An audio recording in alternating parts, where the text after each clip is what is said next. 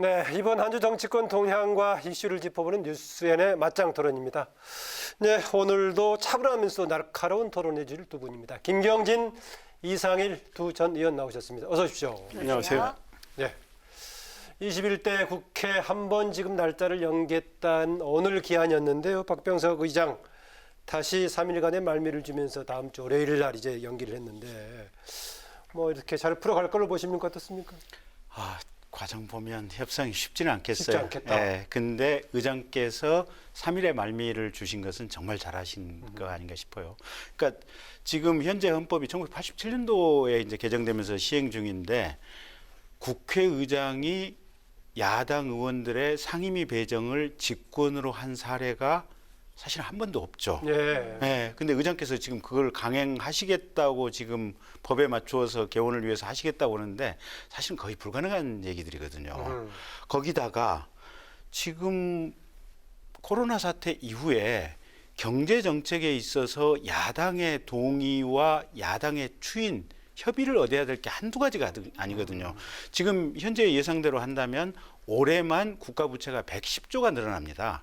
그러니까 1인당 국가 GDP 대비 지금 부채 비율이 문재인 대통령 출범했을 때 36%에서 지금 43%까지 갔거든요. 그러니까 어마어마하게 재정을 쏟아 부어야 하고 어마어마하게 국가 부채를 내야 하는 상황인데 여당이 강행으로 밀어붙이고 야당의 추인 없이 이걸 계속해서 강공으로만 할 수 있다. 사실은 쉬운 얘기는 아니거든요. 그래서 이해찬 대표나 또 김태년 원내대표 입장에서는 상대방에게 독촉하기 위해서 이렇게 얘기를 한다고 하지만 의장께서 중심을 잡고 어떻게든지 협의와 타협을 통해서 이 원구성을 이뤄내지 않으면 사실은 여당이 가지는 부담도 적지가 않다고 봅니다. 네, 의석만으로 보자면 여당이 일방적으로 관철시킬 수가 있지만 향후 과제를 봤을 때 같이 가야 될 상황이다. 그런 얘기네요. 예, 당연히 같이 가야 됩니다. 의장이 사흘 말비를 줬지만 의장이 거기에 더 나아가서 법사위원장을 미래통합당에게 양보하라고 민주당에 설득하는 게 맞다. 제가 지난주에도 말씀드렸지만 2008년 18대 국회 사례도 있습니다. 그때 한나라당 172석, 지금 민주당의 전신 통합민주당 81석. 네. 그때 민주당이 법사위원장은 야당목이라고 강력히 주장하면서 국회가 늦어져 가지고 국회의장은 40일 넘어서 선출했고 결국은 88일 만에 국회가 정상화됐고 민주당은 결국은 법사위원장 가져갔어요. 네, 예. 국회의장은 한나라당으로 갔고 근데 그때는 자기들이 맞고 지금은 틀리다. 이건 말이 안 되는 거죠. 그러니까 국회의 전통과 간행을 중시하고 특히 여당이 책무가 크기 때문에 우리 김 의원님 말씀하신 대로 지금 경제를 위해서 추경도 3차 추경 편성도 해야 되고 대통령 또 국회 연설도 해야 되고 한다면 국회를 원만하게 하려면 결국 미래통합당에게 법사위원장을 양보하는 게 맞다. 그런데 제 생각은 민주당은 양보 안 할 것 같아요. 그러면 사흘 뒤에 결국은 단독 국회 열어서 강행한다고 봅니다. 그러면 법사위원장을 비롯해서 한 11개 상임위원장 먼저 뽑을 것 같아요, 민주당. 네. 그런데 미래통합당이 지금 상임위원 명단을 안 냈기 때문에 박병석 의장이 직권으로 상임위원 배정까지 한다. 할 수 있지만 그거는 못할 거라고 그건 봅니다. 못한다. 그런데 그러면 이제 국회 21대 국회 첫 출마부터 파탄 나는 거죠. 이거를 염두에 둬야 된다 이 생각입니다. 김태년 민주당의 지금 원내대표는 과거의 관행이라고 모두 좋은 게 아니다. 뭐 이런 얘기를 하고 있습니다. 그게 이제 뭐 과거의 관행 여부를 떠나서 네. 사실은 이번 선거가 보여준 민의가 지금 민주당에 이렇게 176석이 됐죠. 결과적으로 지금 176석을 몰아준 거 아니겠습니까? 범진보 진영에 거의 190석 가까운 의석을 몰아주었다면 사실은 미래통합당 입장에서는 근본적으로는 사실은 이 민주당 쪽에서 여당이 이 요구하는 부분에 대해서 좀 수용하는 전향적인 자세가 필요한 것 같아요. 그래서 주호영 원내대표도 과거에 본인이 의원 시절에 법사위의 권한을 약화시키는 이 자구체계 심사권을 근본적으로 좀 약화시키는 법 개정안을 낸 적도 있거든요. 그랬죠. 보면. 본인 초선 때였던 거네요. 예. 그래서 그렇게 법 개정하는 것을 전제로 해서 법사위를 가령 미래통합당이 가져간다고 하더라도 이게 법사위에 어떻게 보면 어떤 발목 잡기 이건 없애야 된다는 것이 좀 확약이 됐으면 좋겠고요. 예. 민주당 입장에서도 또 생각을 해보면 가령 공수처법이라든지 지금 공직선거법이라는 이런 것들이 패스트트랙 통해서 다 지금 처리를 했었지 않습니까 보면. 근데 지금 이 정의당까지 합치면 180석 그냥 가볍게 넘어서는 상황이기 그렇죠. 때문에 네. 사실은 어떠한 법안이든지 통과시키려고 맘만 먹으면 패스트트랙을 태우면 되고 의석으로 봐서는. 예, 법사위에서 잡아봐야 90일이거든요 보면. 그래서 이게 지금 아, 그렇게 겁낼 일이 아니다. 그렇죠. 법사위원장 이게 넘겨준다 그래서 민주당이 그렇게 겁낼 일도 아니고 또 근본적으로 합의를 할 때 법사위 자구 체계 심사권을 이렇게 개정하고 빼버리는 방식으로 한다면 민주당도 법사위원장 양보 못할 것도 없거든요 보면. 그래서 서로 슬기롭게 특히 미래통합당 입장에서는 국민들의 이번 총선의 민의를 좀 존중하는 그런 의사결정이 신속하게 이루어졌으면 좋겠습니다. 네, 법사위원장 문제가 타결되지 않고서는 이 원구성 협상에 진전이 없을 것으로 보이는데요. 오늘 통합당 3선 의원들이 미래통합당의 법사위원장 배분이 관철되지 않을 경우에는 모든 상임위원장 자리를 내려놓겠다 탄압하지 이렇게 않겠다, 뭐 이렇게. 성명을 발표를 했습니다. 이런 방식으로 이 막판 타결할 수 있을까요? 이제 미래통합당은 내놓을 카드 다 내놨다. 그러니까 완전히 배수의 진을 친 거죠. 그러니까 법사위원장만큼은 지키겠다. 왜 그러느냐? 국회에서 견제와 균형을 하겠다. 입법부는 상권분립 원칙에 따라서 행정부의 여러 가지 문제를 입법부가 견제 균형해야 되는 거 아닙니까? 이 감시 감독도 해야 되고 이런 책무를 야당으로서 지키겠다. 이번 선거를 통해서 민의 그렇게 표출된 거 무시하는 건 아니지만 2008년에도 그때 172대 81입니다. 지금은 네. 176대 103이고 그런데도 그때 여당인 한나라당이 인내력을 발휘해서 양보를 했단 말이죠. 네. 근데 이제 법사위원장을 만약에 지키질 못한다면 입법부가 통법부가 된다 이런 판단을 하고 있는 거고요. 네. 체계자구 심사권과 관련해서 주호영 원내대표가 이미 협상안을 냈어요. 법제위원회를 예결위처럼 만들어서 위원 50명으로 해서 체계자구 심사는 거기서 하도록 하고 사법위원회를 따로 만들자 이렇게 네. 했지 않습니까? 근데 민주당이 반대를 했어요. 지금의 법사위 그 기능을 그대로 가져가겠다는 게 민주당 입장이에요. 처음에 그 국회의장 밑으로 체계자구 심사권을 두는 어떤 독립기구 만들자고 민주당 내에서 그 주장이 나왔다가 그것도 다 네. 합의가 민주당 내 합의가 안 돼가지고 현행대로 가는 겁니다. 그런데 민주당은 욕심을 지나치게 부리는데 왜 그러느냐? 공수처 신설을 앞두고 이제 관련 법안들을 후속 법안들을 만들어내야 돼요. 그 다음에 조국 전 법무부 장관 문제, 한명숙 전 총리의 문제, 윤미향 사건 이 다 법사위에서 다뤄질 문제입니다. 아, 다른 사안을 염두에 두고 있다. 이것까지 염두에 두고 지금 이 민주당은 법사위를 고집하는 겁니다. 예, 지금 통합당에서 법사위원장 안 주면 다른 것도 맞지 않겠다. 배수의 진을 친 전략 어떻게 될지 그 얘기입니다. 글쎄요. 근데 어떻게든지 합의를 하고 개원을 하고 현재 시급한 코로나로 인한 경제 문제 해결하라라고 하는 국민들의 뜻이고 통합당 입장에서도 사실 오늘 삼선 의원들께서 그냥 아무것도 안 받겠다 이거는 정말로 무책임한 어떻게 보면 의사표시다 이렇게 볼 수도 있는지 통합당 이런 자세. 예. 예. 그러니까 본인들이 할 일 하고 좀 어떻게 보면 요구할 거 요구하고 타협할 거 타협하고 이런 자세로 좀 이 양 당이 좀 갔으면 좋겠습니다. 제가 이 말씀만 드리겠습니다. 6월 10일 문재인 대통령이 남영동 대공분실에 갔어요. 60 항쟁을 기념해서 네, 33년 기념식 거기서 했죠. 예. 민주주의 이야기 하지 않습니까? 거기서 그런 말씀 하시죠. 우리는 우리가 원하는 바를 관철시키려고 하는 자유는 있지만 남의 몫을 빼앗을 자유는 없다. 그 말씀 지금 민주당이 유념해 보면 정답 나와 있어요. 그동안의 전통으로나 관행으로나 남의 몫이 바로 미래통합당이 법사위 가지는 겁니다. 민주당이 더 이상 탐욕을 부리지 않고 국회를 원만하게 구성을 해서 순탄하게 출발해서 각종 현안들을 처리하려고 한다면 네. 민주당이 양보하는 게 그게 정도다 이런 생각이 듭니다. 60 항쟁 기념사까지 인용하시네요. 어쨌든 잘 타협되기를 기대해 보겠습니다. 예, 지금 이제 남북 관계 좀 보죠. 지금 북한이 대북 전단 살포를 이유로 지금 남북 간의 모든 통신 연락선 지금 폐쇄하고 이것뿐만이 아니라 지금 우리 측을 향한 발언의 강도가 보통이 아닙니다. 그런 상황에서 우리 정부 대북 전단 살포 관련해서 여러 가지 상당히 엄격하게 아주 강한 대응이 나서는 분위기인데 입법도 지금 추진하고 있을 뿐만이 아니라 지금 NSC 소집하고 있고 여러 가지 법률 적용 가능성까지 꺼내고 있는데 예.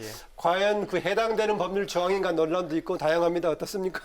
그러니까 정부가 정말로 고민과 고심이 가득 차 있는 것 같아요. 네. 그리고 대통령 입장에서 결국 보면 또 불가피한 측면들이 있는 것 같고요. 그러니까 아무리 헌법상 표현의 자유가 있다고 하지만 그리고 북한 정권의 어떤 정당성이나 민주성에 대한 어떤 객관적인 평가가 뭐 다양하게 있다고 하지만 그럼에도 불구하고 남과 북이 평화통일 체제를 위해서 가야 된다는 그 목표는 이게 변함이 없는 거 아니겠습니까? 예. 그리고 어쨌든 북한 정권에서 현재 삐려라든지 여러 가지 어떤 그 점에 대해서 문제를 삼고 있고 그러다 보면 고뇌 어린 어떤 이 결정들이 나올 수밖에 없는 상황들이고 실은 박근혜 대통령 때도 그랬거든요. 보면 그 박상학 씨 이 자유 북한 운동 하시는 분들이 이게 판문점 근처에서 삐라 뿌리고 그쪽에서 고사총 쏘고 이러니까 네. 사실은 박근혜 대통령 시절에도 그때 경찰 병력 동원해가지고 삐라 그때 뿌릴 때 뭐 고사포도 발사가 되고 그랬었죠. 그쪽에서. 예, 그래서 삐라 못 뿌리게 그쪽에 북한에 가깝게 못 가게 그냥 아예 뭐 전단지 뭐 이렇게. 예, 군 병력들 경찰 병력 동원해서 막고 이랬었거든요. 보면 그래서 이거는 보수 진보의 문제도 아니고 사실은 한반도 전체의 평화와 안정을 위해서 부득이한 선택을 할 수밖에 없는 문제다. 고뇌 어린 부득이한 선택이다. 그렇게 예, 보시는군요. 어떻습니까? 근데 그 박근혜 정권 때 또 이명박 정권 때입니다. 사실 고사포는. 예. 그런데 협조 요청하고 그랬죠. 그러나 법적으로 처벌하겠다 이런 건 없었어요. 왜냐하면 우리 헌법의 기본권, 표현의 자유 이거를 생각을 했기 때문에. 그런데 지금 현 정부는 공유수면법, 무슨 항공안전법, 우리 김 의원님 아마 법조인이시라 잘 아시겠지만 유추해석 금지라는 그 원칙도 있잖아요. 공유수면법의 원래 법적 정신은 이거하고 상관이 없습니다. 대북정단 뿌리고 뭐 페트병으로 쌀 띄워서 보내고 이런 거하고 상관이 없어요. 항공안전법 뭐 드론 띄워서 전단 못 뿌리게 하겠다는 건데 정말 경강부회식으로 이렇게 북한이 이야기를 하니까 굴종적인 태도를 보이는 거 이것이 진정한 평화의 모습일까? 그러면 앞으로 남북 관계 진전이라든가 한반도 평화에 그러니까요. 도움되지 않는 자세라고 보시나요? 저는 그렇죠. 그러니까 앞으로 그러면 북한이 으름장 놓고 협박을 하고 공갈하는 건 다 평화를 위해서 우리 정부가 납작 엎드려서 다 들어줘야 되는 겁니까? 대한민국의 국격이 있고 국민의 자존심이 있고 무엇보다 헌법이 있습니다. 그동안에 정부가 이 문제에 대해서 법적으로 아무런 하자가 없기 때문에 네. 탐탁지는 않았어도 놔뒀던 거 아닙니까? 근데 이제 와서 말도 안 되는 법들을 갖다 끌어다가 처벌을 하겠다. 수사 의뢰까지 한 거 아닙니까? 지금 통일부가. 이건 네. 굉장히 지나치다. 이런 지적을 하고 굴종 싶습니다. 저자세 뭐 얘기를 하고 있습니다. 글쎄 근데 뭐 이명박 박근혜 대통령 때도 과연 뭐 굴종 저사제라고 평가를 할 수 있는지 이제 이런 문제가 있고요. 근데 이제 시기적으로 좀 공교로운 측면들은 분명히 있어요. 그러니까 근데 이게 그러면 일개 민간 단체가 국가 대 국가 뭐 어쨌든 이렇게 남북 평화 협력이라고 하는 큰 대의를 위해서 내린 결단을 근본적으로 훼손시킬 이 위험성으로 지금 빠뜨리는 거 아니겠습니까? 심지어는 저게 뭐 고사포 쏘고 이게 총격전이 왔다 갔다 하고 뭐 이럴 위험성도 배제할 수 없고 엊그제 북에서 이제 내놓은 성명 표현에 의하면 이제는 적대 관계다라고 하는 표현으로 지금 바뀌었거든요, 보면. 네. 그러면 이게 긴장이 고조되고 뭐 아주 극단적인 상황으로 보면 뭐 전쟁의 위험성이라든지 국지적인 어떤 도발이나 충돌의 가능성도 배제할 수 없는 상황으로 갈 가능성도 전혀 배제할 수가 없는데 네. 그러면 그런 가능성이 있는 상태에서 이렇게 전단지 날리고 이런 것들을 계속해서 용인을 해야 될 것인지 네. 그러니까 법원 판례도 보면 그런 위험성이 있을 경우에는 국민의 기본권을 제한할 수 있다라고 이게 대부분에서 이제 명시적으로 지금 판결을 내린 부분들이 있으니까 이제 그런 취지를 좀 그 단체들에서도 좀 존중을 해 주셨으면 어떨까 싶고 네. 또 이게 야당 입장에서도 보면 야당이 정권을 잡고 있을 때는 근본적으로 보면 그때도 마찬가지로 남북 교류 협력을 추구해온 것은 마찬가지잖아요. 보면 네. 그러니까 이런 큰 틀의 대의를 함께 봤으면 어떻겠나 하는 의견입니다. 그때 야당 시절에 북한이 이렇게 공개적으로 대한민국의 국격을 짓밟는 그런 이야기를 해가지고 갑자기 태도를 돌변해서 그렇게 한 게 아니지 않습니까? 그러니까 우리 접경 지역의 그 주민들의 안전 이런 걸 이제 고려해서 그 전단을 날리는 분들한테 협조 요청하고 잘 안 되니까 이제 막고 그랬던 건데 지금 정부하고는 다르죠. 정부는 북한이 이거 법으로라도 뭘 막아라 하니까 바로 4시간 만에 소위 그래서 김여정 하명법이 나온 거고 막겠습니다 하고 나서 그 탈북 단체들한테 탈북자 단체들에게 소통을 해서 지금 사정이 이러하니 좀 협조 좀 해주십시오. 그리고 공개 방식 말고 비공개 방식으로도 그 얼마든지 전단을 보낼 수 있지 않느냐 하면서 소통을 해서 대화를 해서 문제를 풀어나가는 방식이어야 되는데 갑자기 태도를 돌변해서 이 전단을 못 보내게 법을 만들겠다. 그 다음에 고발을 하고 수사 의뢰까지 하고 법인을 해산시키겠다. 이게 민주주의를 표방하는 정부냐? 이 근본적인 문제를 제기하고 싶은 거고 지금 지난 정부하고 너무 태도가 다르다 이런 지적을 하고 싶습니다. 근데 오히려 그 이명박 대통령 시절에는 그냥 그쪽에서 바로 총을 쏴버렸잖아요. 보면 고사포를 쏴버렸잖아요. 이번에는 이게 행동으로 보이는 게 아니고 그냥 말로 얘기를 했잖아요. 그러니까 어떤 면에서 보면 오히려 그때가 더 훨씬 더 뭐 보는 시각에 따라서는 뭐 이게 이거 뭐 표현이 좀 이상하긴 합니다만은 뭐 그렇게 볼 수 있는 여지도 있는 거죠. 그래서 네. 큰 틀에 이게 어떻게 보면 국익, 그다음에 남북 평화, 화해, 교류를 위한 어떤 이런 목적들 이 점을 좀 일정하게 관리가 되고 있다고 보는 쪽이군요. 그러니까 예, 현 예. 상황이. 네. 네, 그리고 탈북민 단체 두 곳에 대해서 남북교류 협력법 위반 교류협력법. 혐의를 적용한 과연 것이 적용 좀 대상이냐, 그 무리한 얘기입니다. 적용 아니냐는 논란이 일고 있습니다. 그러니까 이제 사실은 조금 밖에서 보기에도 법률가시니까. 옹삭해 보이죠. 그러니까 이게 이제 반출의 이제 남북 교류 협력법에 보면 반출의 정의가 이제 물건을 이동하는 건데 이동해서 가지고 들어가는데 이게 이제 매매라든지 증여 뭐 어떻게 보면 임대차, 사용대차 이런 목적을 가지고 이제 이렇게 가지고 들어가는 거고 요 지금 이 박상학 대표라든지 이런 분들이 하는 것은 사실은 그냥 불특정 다수인에게 그냥 이렇게 나만의 체제의 우월성을 보여주기 위해서 그 데이터를 담아서 이제 달러라든지 어떻게 보면 USB를 보내는 것이어서 과연 이게 교류 협력법상의 법적 구성 요건에 해당하느냐. 통일부에서도 사실은 처음에 안 된다고 보고 네. 이거는 별도의 법을 입법 조치를 통해서 해결을 해야 된다고 하는 것이 통일부의 입장이었는데 청와대가 중간에 끼어들면서 이거 이렇게 법 해석할 수도 있지 않느냐라고 하면서 지금 이제 통일부가 네. 이제 고발 조치를 취해서 조금 모양이 논란이 되고 있는데 오히려 정확하게 하는 게 도움되지 않았겠어요? 이렇게 좀 엉성하게 하는 것보다는. 그렇죠. 정확하게 하는 게 도움이 되는데 사실 지금 현재의 이제 청와대 입장에서는 이제 급하다 보니까 이제 조금 법 해석을 그렇게 얘기를 하는 측면들이 아마 있어 거의 보이죠. 모든 네. 법조인들이 지금 청와대 통일부의 이 조치에 대해서 그런 법적 해석에 대해서 아마 동의 못할 겁니다. 그동안에 뭐 자기들이 가만히 있었고 심지어 김여정이 이야기한 다음에도 탈북 단체들이 전단 날리는 거 현행법으로는 어떻게 할 수 없다 이야기까지 정부가 했단 말이죠. 그리고 이제 뒤늦게 민주당에서 법을 만든다는 손 치더라도 지금 두 가지 법안을 낸다는 거 아닙니까? 네. 처벌 관련해서 저는 아마 그 법안이 뭐 숫자가 많으니까 여당이 통과될 수는 있겠지만 위헌 뭐 가능성도 상당히 네. 있다. 헌법재판소로 갈 겁니다. 그러면 헌법재판소가 제대로 판단한다면 저는 위헌 나올 가능성도 있다고 생각합니다. 네, 더 큰 차원에서 지금 뭔가 민주당이 지금 시도하고 있습니다. 예.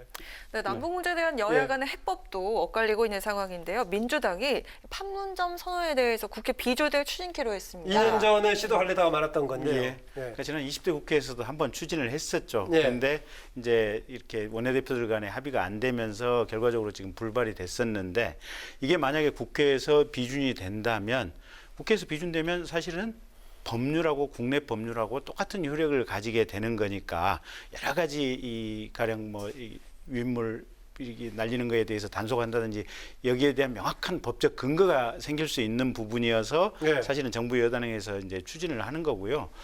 이게 저는 과연 양쪽이 다 그때 이후로 4.27 판문점 선언 서로 잘 지키고 있느냐 예. 자체가 논란이 되고 있는 시점에 이제 비준이 적절하냐 이런 문제도 제기되고 있습니다. 근데 이제 이런 부분이 있는 것 같아요. 이제 김여정 부부장이 이제 연락선 끊었고 연락사무소 폐쇄를 했지만 아직까지는 개성공단에 대한 부분하고 그다음에 남북 군사 합의 부분에 대해서 무효화 부분은 아직 명확하게 명시적으로 지금 얘기를 안 했거든요. 보면. 네.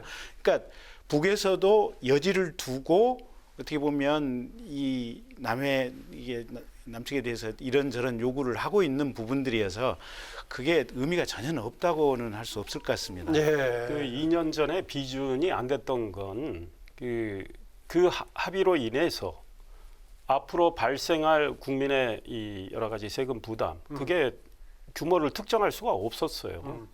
그래서 구체성이 결여됐기 때문에 비준이 안 된 측면이 강하다. 그런데 이미 말씀하신 대로 상황은 달라졌습니다. 북한의 태도는 완전히 달라졌습니다. 그 합의 정신을 북한이 지키고 있느냐. 우리 국민들에게 아마 그 대목을 질문한다면 아니다가 많이 나올 겁니다. 그래서 지금 상황에서 비준을 한다. 여당이 숫자 많으니까 비준할 수는 있겠지만 글쎄요. 국민의 공감을 얼마나 얻을까. 그리고 비준한다 손 치더라도 만약에 국민들의 북한이 여론조사에서 다수가 동의하는 쪽이면 야당도 호응할까요? 야당은 저는 근본적으로 반대할 거라고 생각을 합니다. 이미 그때 그 정신 제가 이미 말씀드린 대로 그 비준의 이 추상적인 이야기들 때문에 그 내용 합의의 추상적인 이야기들 때문에 비준하기 어렵다는 그때 야당의 문제의식은 지금도 유효하다 이런 생각을 하고 지금 여당이 비준한다 손 치더라도 북한이 그걸 과연 고맙게 받아들일까요? 북한은 북한식으로 갈 겁니다. 그래서 비준의 실효성 그것도 없을 거라고 생각합니다. 네. 아까 우리 그 다음 주 월요일 6월 15일 그러면 이제 국회 원구성 관련 쟁점이 되고 있습니다만은 잘 아시다시피 이제 6.15 또 선언 이게 2000년이었으니까 지금 20주년이 되는 거죠. 더구나 또 거기다 올해가 6.25 한국전쟁 70주년인데 문재인 대통령 더구나 상당히 횟수로 굉장히 중요한 해이기 때문에 문재인 대통령 뭔가 새로운 메시지를 내놓을 가능성이 있는데 어떤 자세 또 어떤 내용이 담겨야 된다고 보십니까? 그런데 대통령께서 사실은 올해 연초에도 미국하고 상관없이 우리 남북 간에 할 수 있는 부분 좀 찾아서 해보자라고 이제 얘기를 꺼내셨거든요. 네. 근데 여태까지 사실은 아무것도 된 게 없어요. 그건 본인의 의지나 바람하고 상관없이 냉각한 국제 정치의 현실 속에서 본인이 쓸 수 있는 카드가 그렇게 많지가 않은 상황이다 보니까 지금 그렇게 된 것 같고 사실은 북에서는 지금 코로나 등등의 여러 가지 사유로 인해서 경제가 지금 거의 이렇게 마비 단계로 들어가는 이런 상황이다 보니까 그렇다는 얘기들이 많더라고요. 예. 근데 이게 그렇다고 해서 우리가 대한민국 정부가 쓸 수 있는 카드도 그렇게 많지가 않은 상황이고 예. 그래서 결국은 절차적으로 물밑에서 만나서 어떤 식으로든 간에 이게 북한 당국자들을 좀 설득하고 타협하고 미국의 대통령 선거 끝날 때까지 별다른 마찰 없이 조금만 좀 참고 기다려라라고 하는 어떤 이 절차적인 방식의 해결을 꾀하는 게 지금으로서는 가장 최선이고 예. 현재 무슨 메시지를 내거나 뭔가 이게 뭔가 드라마틱한 뭔가 제안을 할 내용 자체가 그렇게 많지 않아 보입니다. 네. 네, 문재인 대통령 고민은 많을 겁니다. 그런데 이제까지 문 대통령이 추구했던 그 수단 방법이 통하지 않는다는 생각을 하신다면 전략 수정도 저는 필요하다고 생각합니다. 수정이 필요하다고 오히려. 지금 뭐 평화 말씀해봐야 공허하게 들려요. 북한은 코웃음 치고 있지 않습니까? 그리고 그게 진정한 평화인지 국민은 의문을 갖고 있습니다. 그래서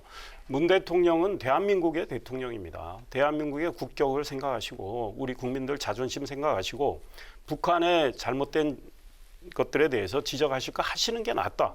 북한 비핵화라는 말을 올해 들어서 저는 정부 당국자 청와대에서 들어본 적이 없습니다. 근데 북한 비핵화가 근본적으로 우리의 목적 아닙니까? 목표 아닙니까? 그 비핵화로 북한은 한 발짝도 움직이질 않았는데 2년 6개월 동안 시간 줬는데 북한은 우리가 원하는 지점으로 오지 않았습니다. 그렇다면 문 대통령 이 지점에서 지적을 하셔야 되는 거 아닙니까? 저는 이런 생각합니다. 야, 그렇다면은 그런 맥락에서 지금 뭔가 외교 안보 라인, 특히 안보 라인 관련해서 교체가 필요하다는 주장을 통합당 쪽에서 하고 있는데요. 사실은 뭐 교체를 꼭 해야죠. 이미 만시지탄이라고 생각하는데 문 대통령 생각은 다를 것 같아요. 그래서 기존에 있는 그 외교안보팀 그대로 끌고 가실 것 같으니까 걱정이 더 커집니다. 뭔가 분위기 전환 필요하고 또 통합당 쪽에서는 유화 정책에 대한 책임을 묻고 하는 건데. 글쎄요, 제가 볼 때는 큰 틀에서 보면 현재 문 대통령께서 추구해온 내용이나 방향이 틀리지 않았다. 그래서 비록 현재 좀 막혀 있고 좀 충돌되는 지점은 있지만 장애는 있지만 그 방향 그대로 계속해서 가셔야 된다라는 생각을 가지고 있고요. 사실 북한이 가령 핵 개발을 포기했다고 하는 명시적인 이제 증자는 없기는 하지만 그럼에도 불구하고 가령 재래식 무기 사용에 대한 어떤 군사 합의라든지 군사 훈련, 서로 간의 적대행위 이렇게 적게 하겠다고 하는 이 합의 부분은 사실은 굉장히 의미가 있는 합의들이거든요, 보면. 네. 그래서 이 합의만이라도 잘 지켜가는 것도 소중하고 중요하다 이렇게 봅니다. 그런데 한 말씀만 더 드리면 지금 북한은 각종 단거리 탄도미사일 계속 시험 발사했어요. 그 합의를 지켰다고 저는 보기 어렵고 뭐 GP 총격도 그렇고 서해에서 그 포 쏜 것도 그렇고 뭐 많이 저기를 했죠. 그래서 초대형 방사파도 쐈고요. 그래서 북한은 그 합의를 지키고 있다고 생각하지는 않습니다. 그래서 이제 와서 북한이 9.19 합의 없애겠다. 사실 없애는 게 맞다고 생각합니다. 우리도 우리 안보 태세를 강화를 하는 게 맞다. 저는 이런 생각입니다.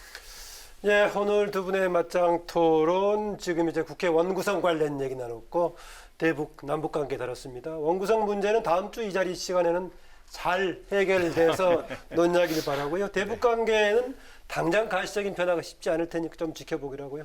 두 분 수고하셨습니다. 고맙습니다. 감사합니다. 네, 지금까지 뉴스엔의 맞짱 토론 김경진 전 의원, 이상일 전 의원과 함께했습니다.